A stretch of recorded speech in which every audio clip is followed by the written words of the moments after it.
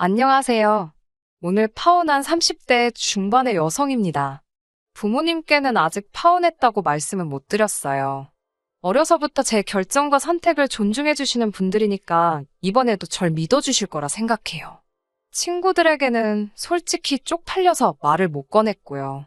그래도 어디 한 군데다가는 털어놔야 이 쓰린 속이 달래질 것 같아서 이렇게 사연을 쓰게 되었습니다. 남자친구와 저는 요즘 많은 사람들이 그렇듯이 지인의 소개로 만났어요. 처음부터 진지하게 결혼을 염두에 두고 만난 건 아니지만 사귀다 보니 성향도 잘 맞는 것 같았고 관심사도 비슷해서 같이 있으면 시간이 잘 가더라고요. 그렇게 2년 정도 사귀니까 자연스럽게 결혼까지 생각하게 되었습니다. 그러다 얼마 전 남자친구에게 근사한 프로포즈를 받았고 결혼 준비를 시작하게 되었네요. 저희 집안은 늦게 핀 편이에요. 제가 정말 어렸을 때는 유복한 편이었다고 하는데 정작 제가 학창 시절을 보낼 당시에는 아버지의 사업이 부도가 나면서 힘든 시기를 보냈습니다. 제가 고3이 되었을 때는 방 한 칸짜리 다세대 주택에서 세 식구가 살던 시절도 있었어요.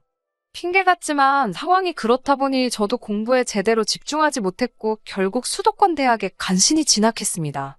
그러다 제가 대학교 3학년이 될 무렵부터 아버지가 재기에 성공하셨고 그렇게 저희 집안 사정도 풀리기 시작했어요.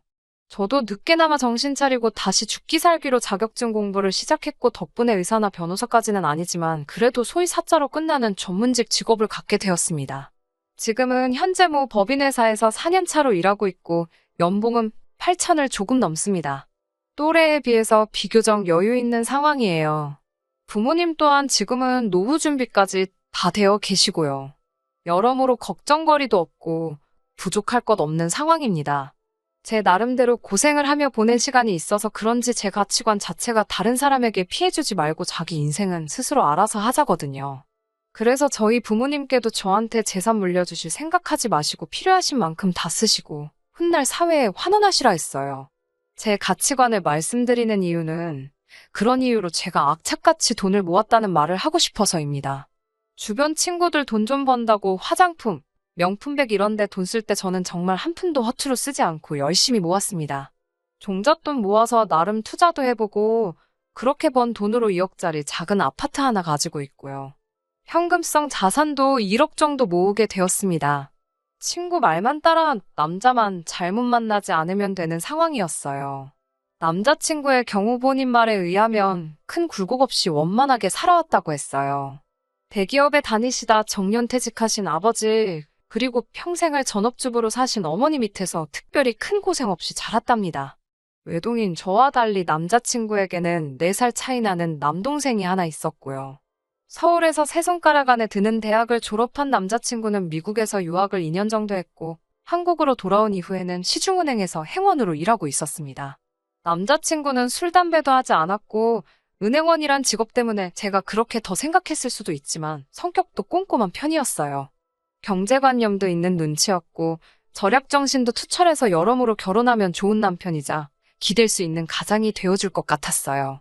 남자친구와 연애하는 동안 한 번도 제가 남자친구보다 월등히 나은 조건이라고 생각해본 적도 없지만 그렇게 딸린다고도 생각하지 않았습니다. 서로가 서로에게 잘 어울리는 사람들이라고 생각했어요. 제가 더 나은 부분이 있다면 남자친구에게도 분명 저보다 나은 점이 있었으니까요. 모든 사람들이 그렇잖아요. 하지만 남자친구 부모님의 생각은 다르셨던 것 같습니다. 결혼 이야기가 나오고 얼마 지나지 않아 남자친구 아버님의 생신이었어요. 남자친구가 어차피 곧 인사드리고 상견례도 할 건데 와서 얼굴이라도 비추고 가면 좋지 않겠냐고 하더라고요. 그때만 해도 정말 이렇게 파혼하게 될 거라고는 상상도 못했으니까 남자친구의 말이 일리가 있다고 생각했습니다. 근래 골프를 자주 치신다고 하길래 골프 의류 매장에서 신상으로 티셔츠를 선물로 샀습니다. 작은 케이크도 하나 사들고 남자친구 집으로 향했지요. 남자친구 아버지께선 제가 사온 선물을 열어보시더니 아니 티셔츠만 사오면 밑에는 지금 벗고 다니라는 말이냐며 그걸 그렇게 저에게 무안을 주셨습니다. 의도야 그렇지 않으셨을 수도 있지만 처음 인사를 드리러 간 자리인데 그렇게 짓궂게 말씀하시니 어떻게 받아쳐야 할지 모르겠더라고요. 옆에서 보고 있던 남자친구가 기왕 쓰는 김에 좀 더 쓰지 그랬냐며 한마디 얻는데 어찌나 얄밉던지 한 대 쥐어받고 싶었네요. 거실에서 남자친구와 같이 앉아 있는데 남자친구 어머니께서 누가 와서 좀 일 좀 거들라고 하시더군요. 그러니까 남자친구가 너무 당연하다는 듯이 저에게 얼른 가보라는 겁니다. 당황스러웠지만 제가 나는 손님이지 않냐고 100번 양보해도 내가 아직 이 집 며느리도 아닌데 내가 거길 왜 가냐고 남자친구더러 가라고 했어요. 그런데 저를 보고 있던 남자친구의 동생이 원래 이런 건 여자가 하는 거 아니냐고 자기 집에선 남자들은 아무도 부엌에 안 들어간답니다. 요즘 시대가 어떤 시대인데 그런 걸 따지냐고 한마디 하는데 남자친구 어머니가 당신이 뭐 얼마나 힘든 일 시킬까봐 그렇게 절절매냐면서 됐다고 네 도움 하나도 필요 없으니 오지 말라 하시더군요. 시작부터 괜히 책 잡힌 것 같아서 기분이 너무 안 좋았습니다. 니들 도움이 아니라 네 도움 필요 없다라고 하신 말씀도 그게 아들인 남자친구나 남자친구 남동생을 지칭하신 건지 저를 지칭하신 건지 아니면 전부 싸잡아서 하신 말씀이신지 분간이 가질 않았고요.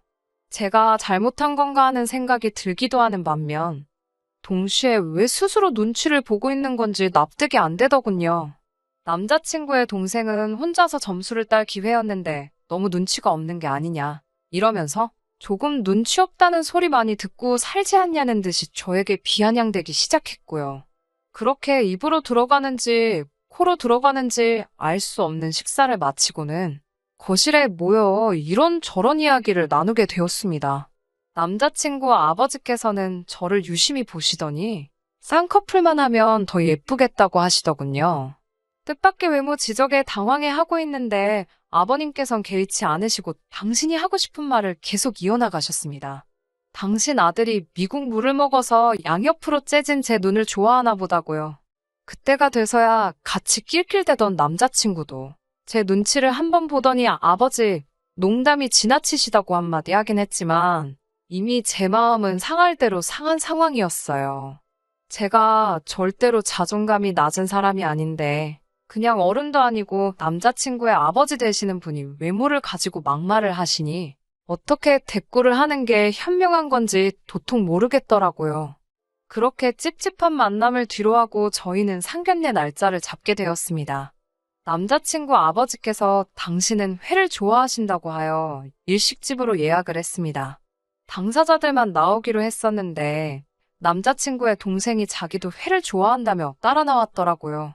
상견례가 단순한 외식 자리가 아닌데 그런 이유로 따라 나왔다는 것부터가 철없어 보였습니다. 하지만 어쩌면 한 가족이 될지도 모르는 사이인데 하나하나 경우에 맞게 행동하라고 지적하기도 뭐해서 그러려니 하고 애써 넘겼어요. 양가 식구들이 다 모이고 코스가 하나씩 나오기 시작했습니다. 저희 부모님이 조심스레 먼저 저희 결혼에 관해서 구체적으로 이야기를 나누면 좋겠다고 운을 띄우시더라고요. 그러자 남자친구 어머니께서 다 큰 어른들이 만나서 결혼하는데 알아서 어련히 잘하겠냐고 우리는 걱정하지 말자고 하더라고요. 하지만 좀 더 상세히 의논을 하고 싶으셨던 저희 부모님께서 그래도 식장이라든가 신혼집이라든가 그런 문제는 어른들이 나서서 구체적으로 이야기를 나누자고 다시 한번 말을 이어나가셨어요. 그제서야 남자친구 아버지께서 이제 당신도 은퇴를 하셨고 지금은 어머님이랑 연금으로 생활을 하고 계시다면서 젊은 날 애들 교육에 재산을 다 투자한 탓에 지금은 도와줄 형편이 안 된다고 하셨습니다. 오히려 다 큰 성인이 결혼을 해서 가정을 이루면 부모를 모시는 게 인지상정 아니냐고도 하시더군요.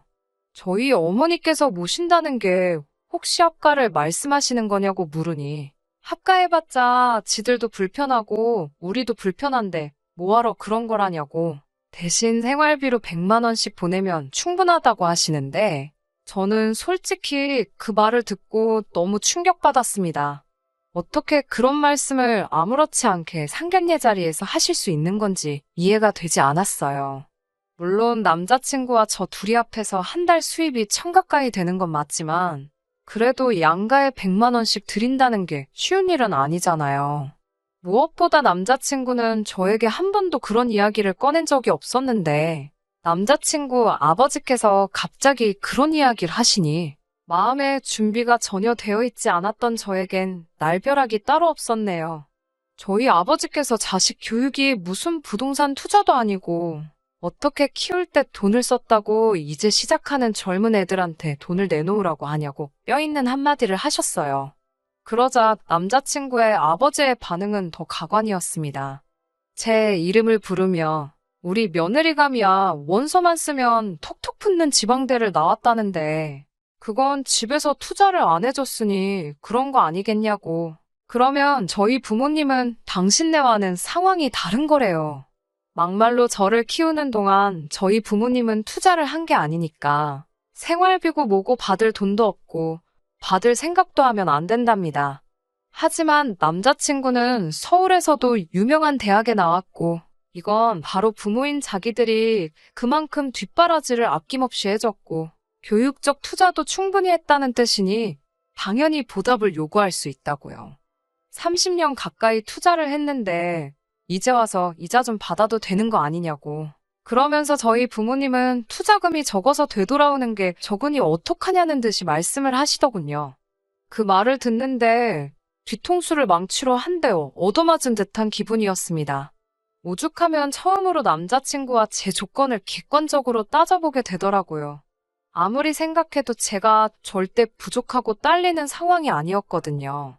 계속 이 상견례를 계속해봤자 상황이 악화되면 악화되지 좋을 게 없겠다 싶었고 저는 결국 머리가 아프다는 핑계로 양가 어른들 모두 빨리 자리에서 일어나게끔 만들었습니다. 집으로 돌아온 뒤 친정부모님은 저에게 이 결혼을 꼭 해야겠냐고 물으셨어요. 솔직히 저도 자신이 없었기에 잘 모르겠다고 했고 친정어머니는 아직 청첩장이 나온 것도 아니니 잘 생각해서 결정하라고 하시더군요. 해준 건 많이 없지만 그래도 당신 딸이 남의 집에 가서 천덕꾸러기 취급받는 건 보고 싶지 않다고 하시면서요. 이튿날 남자친구와 만났습니다. 그날 상견례 자리에서 있었던 일도 그렇고 궁극적으로는 이 결혼을 하는 게 맞는지 아닌지 허심탄회하게 이야기를 나눠보고 싶기도 했어요.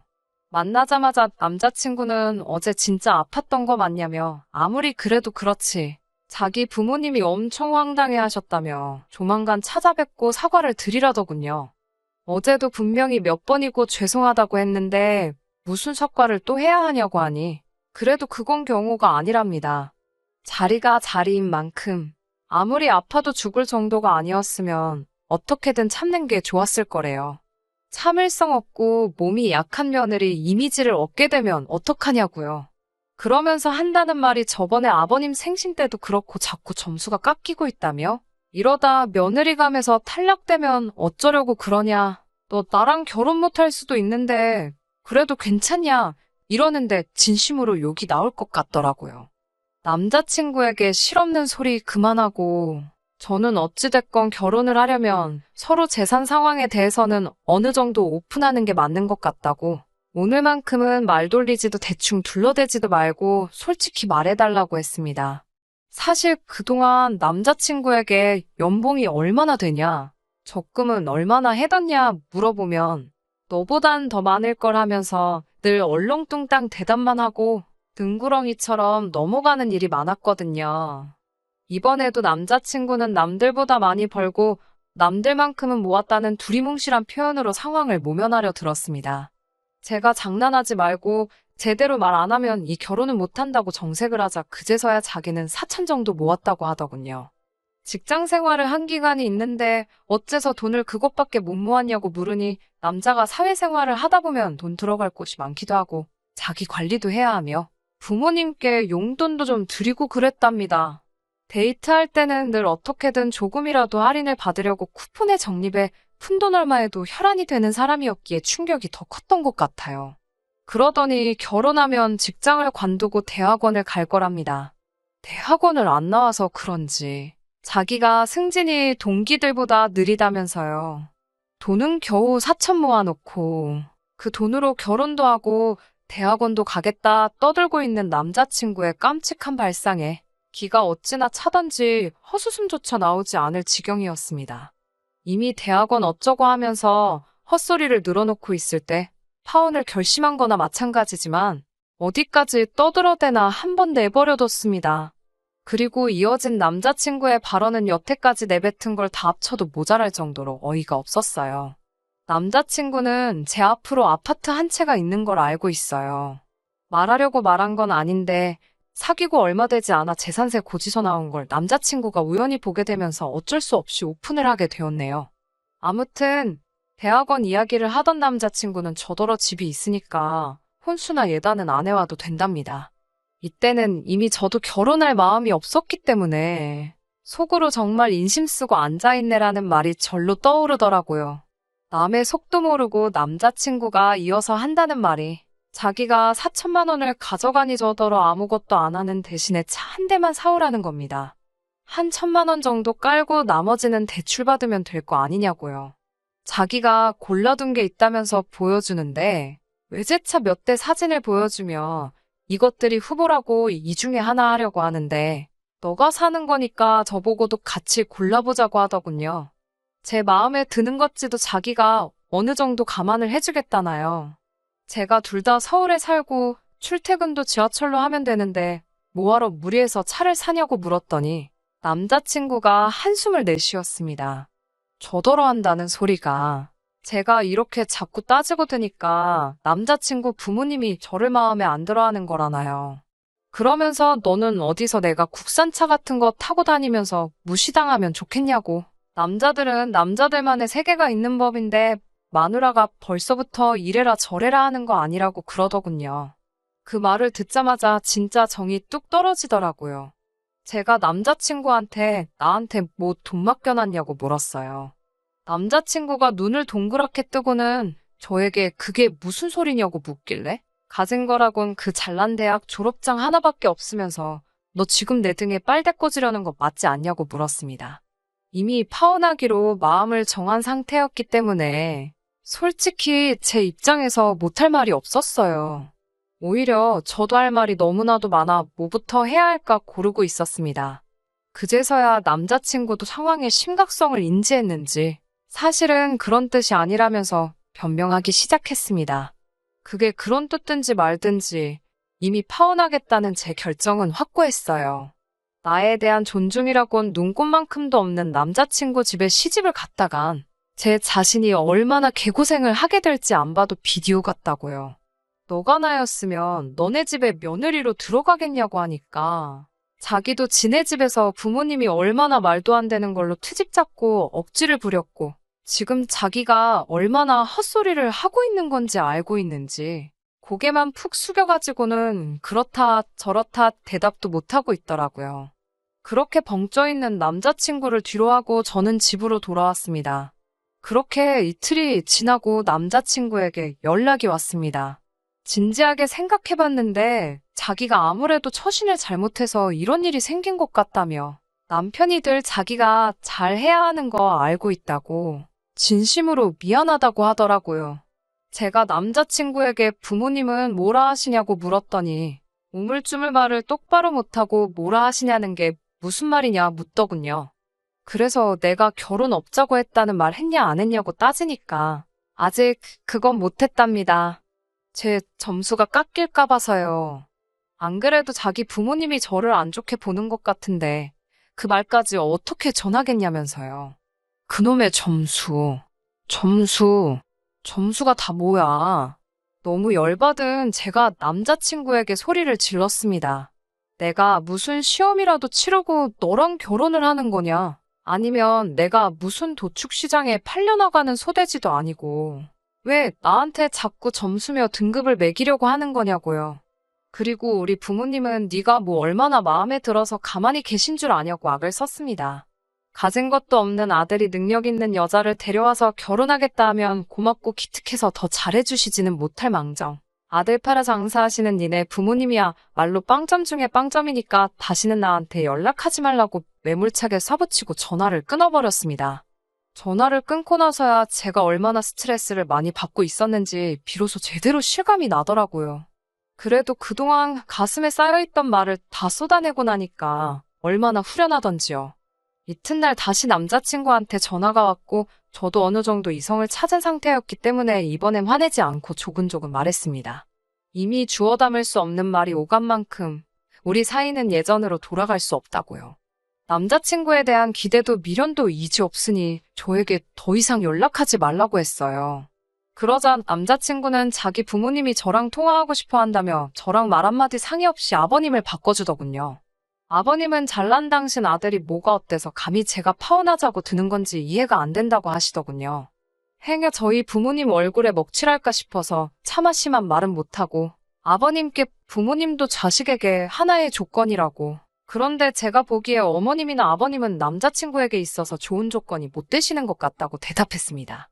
저더러 너 지금 그게 무슨 뜻이냐며 욕을 하시길래? 이 통화 자동으로 다 녹음되고 있으니 말 함부로 하지 마시라고. 그렇게 아드님의 가치가 어마어마한 것 같으면 어디 결혼정보회사에다 등록해서 좋은 값에 잘 팔아보시길 바란다고 한마디 해드리고 먼저 끊어버렸습니다.